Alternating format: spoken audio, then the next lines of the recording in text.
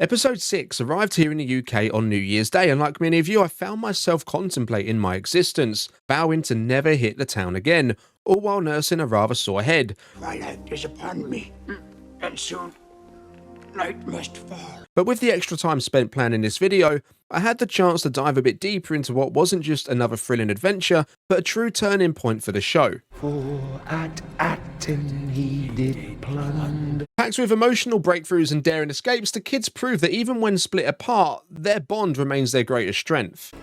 Thanks, Jedi. And with what's shaping up to be an intense conclusion now appearing over the horizon, the stakes have never been higher. Before we dive in, don't forget to leave a thumbs up on today's video if you enjoy it, and subscribe to catch more of our Skeleton Crew and Star Wars coverage. Now, let's get into it.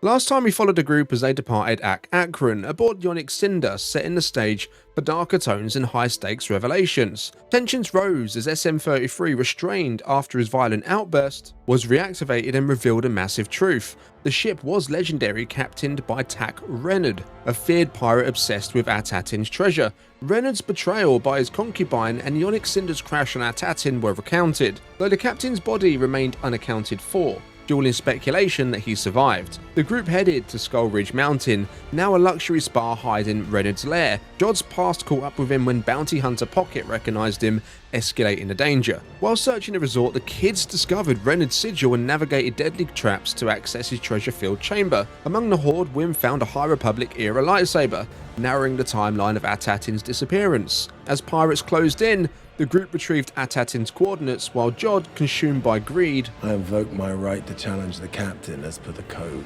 betrayed the kids and claimed the title of captain. Declared prisoners, the kids orchestrated a risky escape through a trapdoor as Jod force-pulled the lightsaber, igniting it in the episode's final moments. The revelations of Atatin's Old Republic mint and Renard's mysterious fate leaves us questioning, did the captain truly go down with the ship, or did he carve out a new life in treasure-filled luxury? This week's episode kicked off with a chaotic and thrilling escape as the kids hurled down a slide beneath the trapdoor, a sequence that pays direct homage to Luke's fall through the tunnels of Cloud City in The Empire Strikes Back. This moment not only set the tone for the episode, but also mirrored the kids' uncertainty about their fate, much like Luke's own plunge into the unknown. The slide sequence set the stage for the rest of the episode, which is driven by this sense of uncertainty.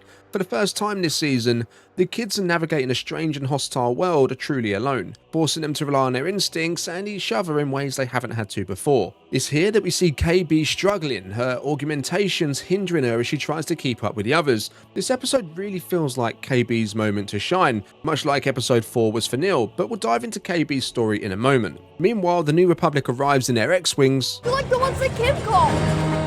She said they were called X-Wing. likely alerted to the pirate activity in the area. Unlike Navarro in The Mandalorian Season 3, Lanupa clearly falls under New Republic jurisdiction, which explains their swift response. Amid the chaos, the kids realised they couldn't afford to be found by the New Republic, as that might hinder their efforts to get home. Luckily, KB had the coordinates to Atatin stored in their memory banks. Now all they needed to do was get back to the ship. Easier said than done, as it was perched atop a mountain. This led to a rift in the group. Wim and KB opted to follow a group of trash crabs, reminiscent of the desert crabs from Outworld's End. These scavengers were actually using parts of Star Wars' past, like protocol droids and mouse droids as their shells, with the junkyard setting full of pieces from the original trilogy, including ships like the Millennium Falcon. Byrne, however, insisted on climbing the mountain, dragging poor Neil along with her as the group split into two. We'll already be at the ship waiting for you. As for Jod, after betraying the kids and claiming the title of captain, he didn't seem particularly concerned about their safety.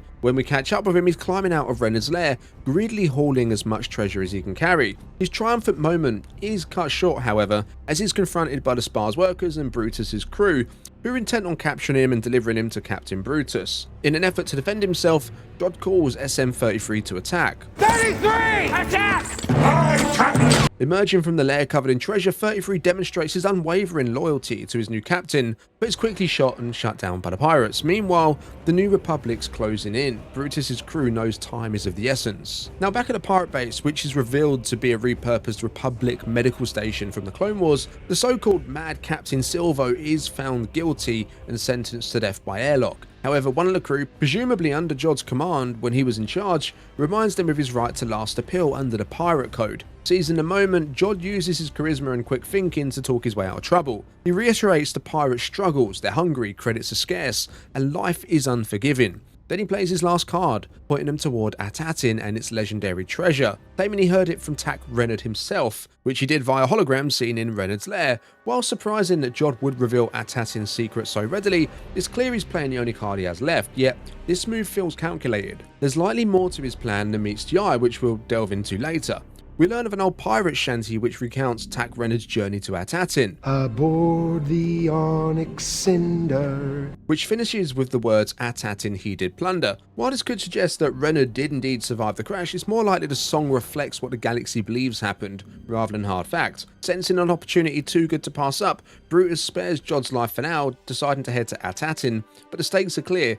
If no treasure is found, Jod's fate will be sealed, with a one-way trip out the airlock. Now, as we return to the kids, the story truly shines, offering a heartfelt exploration of KB's background and struggles. As the group goes their separate ways, KB begins a total system shutdown, a critical situation given her life monitor, which essentially signals impending death. Their adventures across the cold observatory moon, combined with exposure to Lenupa's spar steam and a prolonged period without system maintenance, have left the Rogs severely corroded. This turns out to be the very reason KB didn't want to climb the mountain with Fern. Following the accident that required her life-saving modifications, KB has struggled to keep up with others, yet instead of sharing her vulnerabilities, she fears doing so will leave her with zero friends again, tying directly into the episode's title. KB's struggle with her Rogs highlights the duality of relying on technology. While it grants her remarkable enhancements, it also introduces significant challenges. This arc represents Star Wars at its best, using character-driven stories to foster awareness and understanding of real-world issues. KB's journey is an example of disability representation done right, demonstrating that her worth lies not in keeping pace with others, but in embracing her unique strengths. Wim also has a standout moment here, stepping up to replace KB's damaged microfuse and effectively saving her life. His determination to be the hero, like the Jedi he idolizes, Thanks, Jedi. finally pays off in a meaningful way. Meanwhile, Fern, whose leadership skills are still developing, shows her care and adaptability by tying a rope around Neil to help him climb the mountain, recognizing and supporting his limitations. Effectively, while split into unexpected pairs, the kids ultimately came together as a stronger group. However, before they could fully enjoy their reunion, Wim and KB faced the harsh reality that the trash crabs weren't helping them at all. They were delivering them to Mama Crab for dinner. Think we're food. Amazingly, the entire Mama Crab scene was created using stop motion by Tippett Studio, founded by legendary animator and creature creator Phil Tippett. For those of you that don't know, Tippett is renowned for his work on the original Star Wars trilogy, including animating the AT-ATs, Max Rebo, and the creatures of Jabba's palace. The timing couldn't have been more critical as Fern and Neil spotted the Onyx Cinder being transported to the garbage disposal. They wasted no time jumping aboard the ship's transport and attempting a daring rescue. Using manual controls to navigate the disposal system, their botched but effective effort reunited the group on the ship. However, they were immediately faced with a new, massive problem. The garbage disposal system began ripping the ship apart. If I didn't know better, it looked more like a cybernetic creature enjoying a meal. Fern was left with a tough decision. Press the big red button, otherwise known as the whole demolition sequencer, a button they've been explicitly warned never to press, or try to flee. While the latter carried no guarantee of escape, pressing the button risked blowing them up entirely. Thankfully, Fern made the right call. The hull was demolished, but something rather unexpected happened.